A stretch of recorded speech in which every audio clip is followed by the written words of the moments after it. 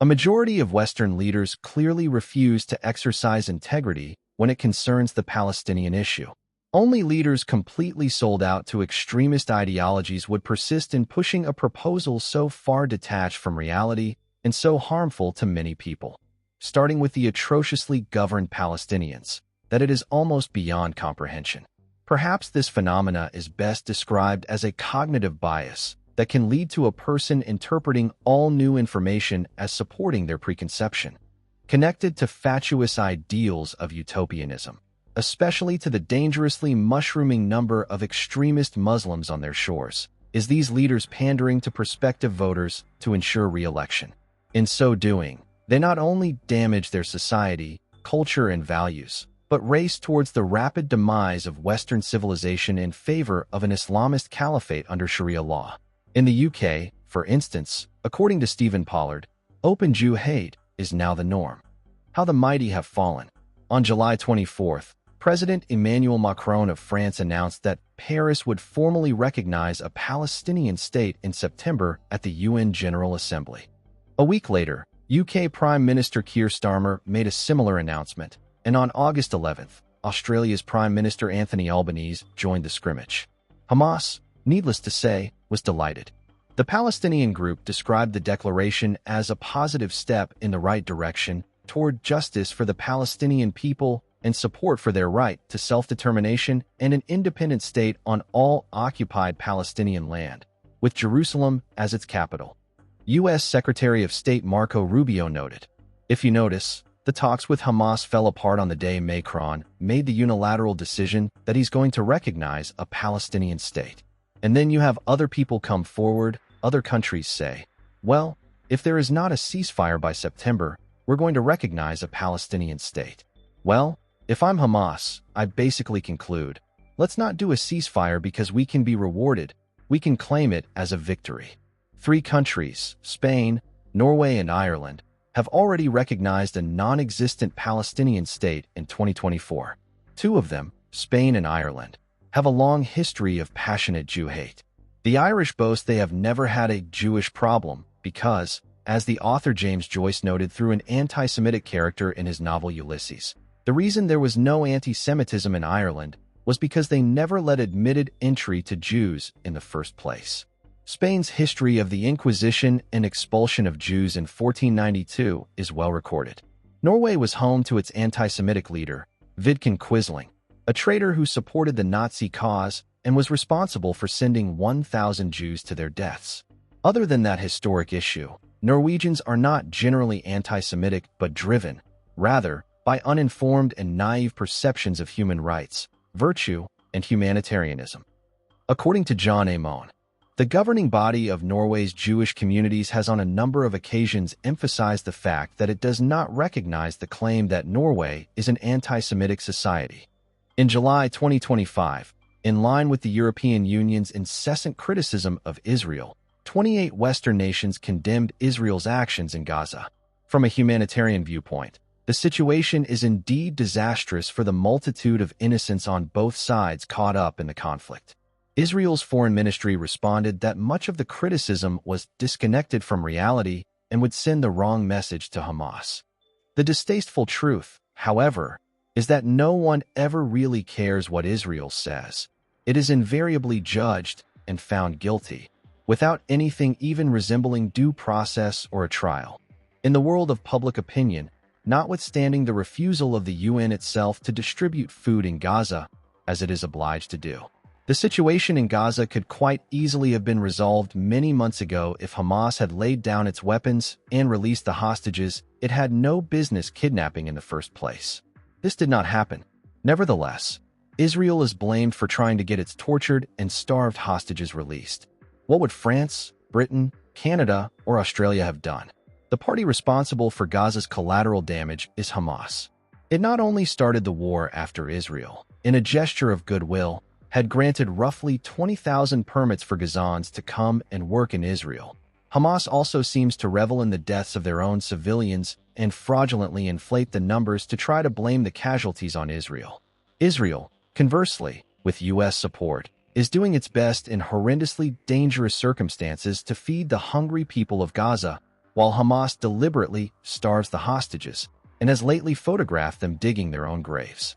Europe's aspiring powerhouses, France and the UK, nevertheless persist in their folly of endorsing a utopian terrorist Palestinian state.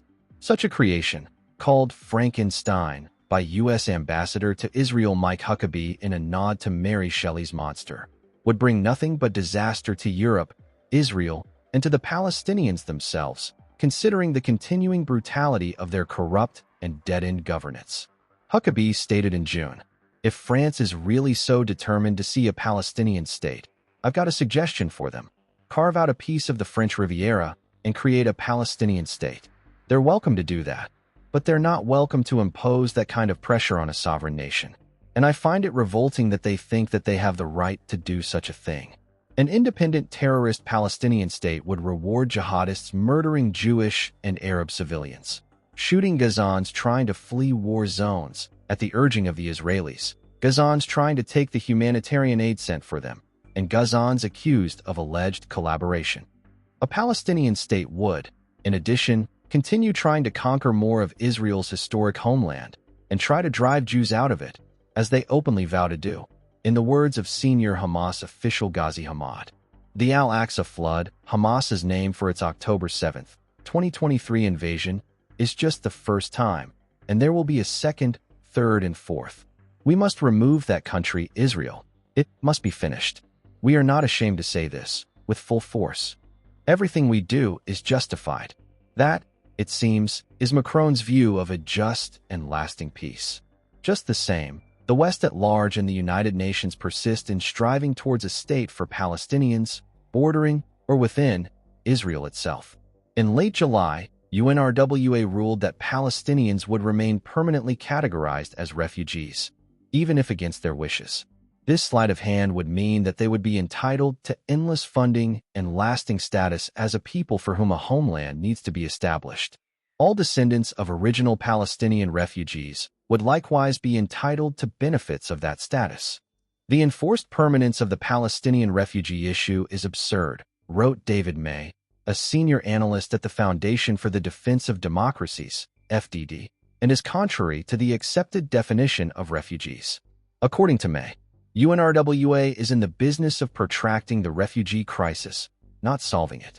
While the UN Refugee Agency, which oversees all non-Palestinian refugees, offers a variety of solutions to help refugees improve their lives, including resettlement in a third country, UNRWA indulges the Palestinians' desire to move to Israel en masse and overwhelm the only Jewish-majority country in the world.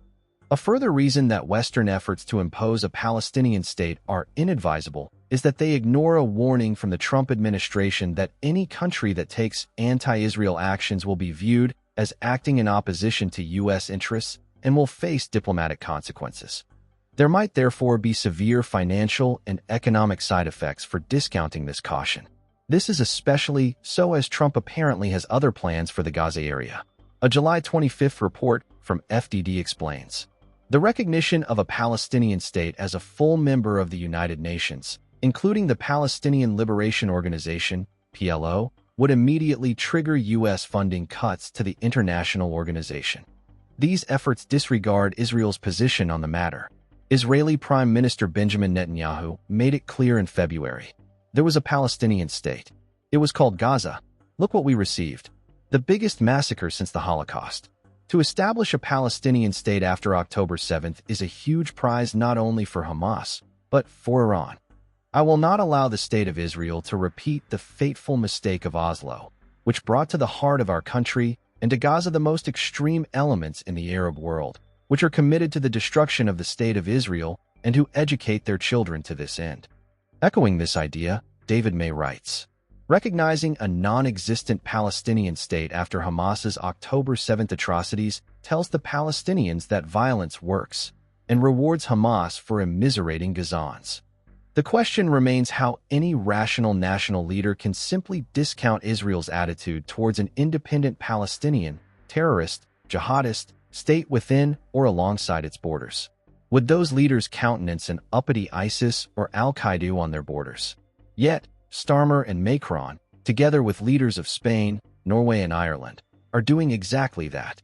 Is it possible that they are endeavoring to accommodate the millions of Muslim voters they have helped infiltrate into their own broken countries?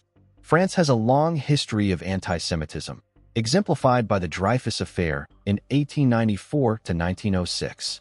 The problem, however, goes back even further, even to Voltaire, 1694 to 1778, who wrote, "The Jews are an ignorant and barbarous people, who have long united the most sordid avarice with the most detestable superstition and the most invincible hatred for every people by whom they are tolerated and enriched." This, about the small group that brought the Ten Commandments to the West, as well as its first breaths of social justice. "You shall give him his wages on his day before the sun sets, for he is poor and sets his heart on it." Deuteronomy 24 verse 15, in ESB 1995. "But the seventh day is a Sabbath to the Lord your God.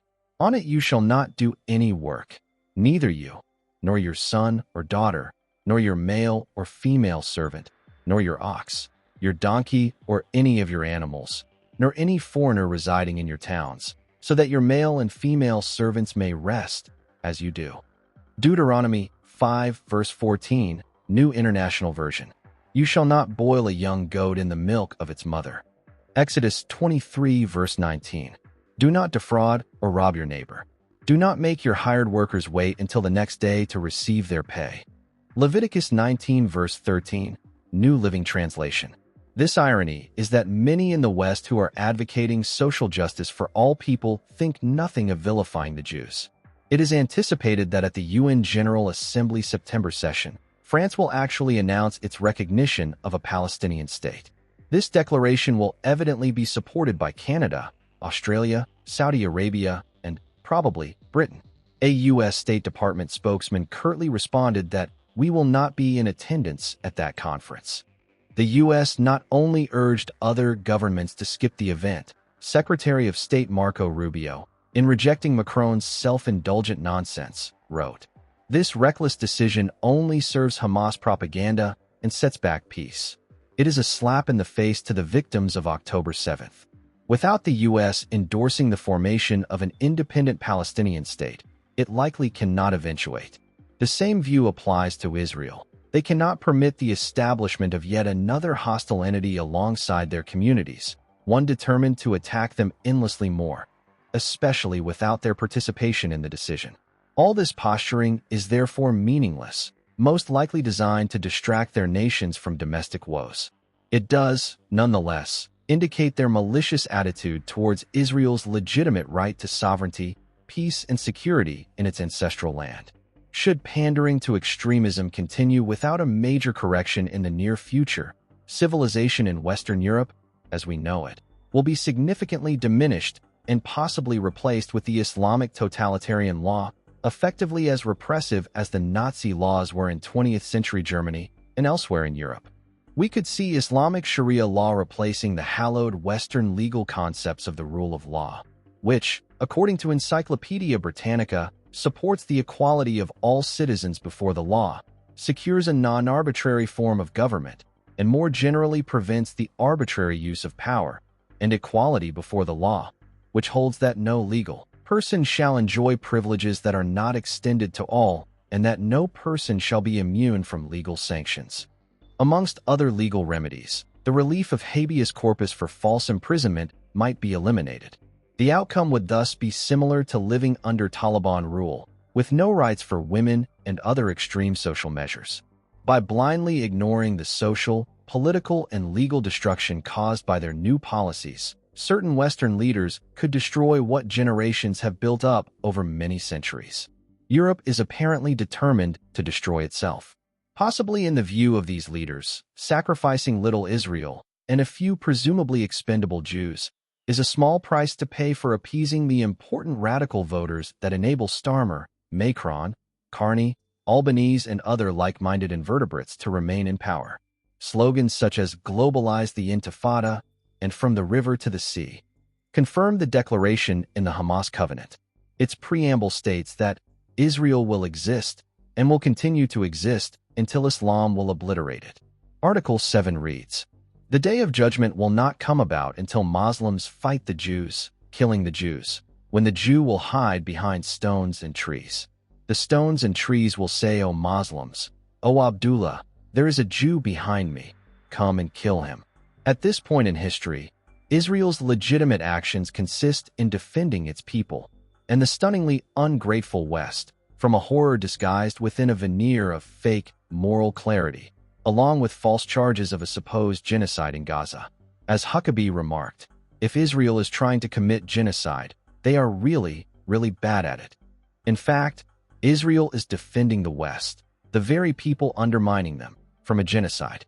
Publicly expressed slogans targeting Jews simply support the murderous intent of the enemies of Israel and those apparently trying to help them finish the job. Are these people wicked or just very, very stupid? Asks columnist Melanie Phillips. A valid question indeed.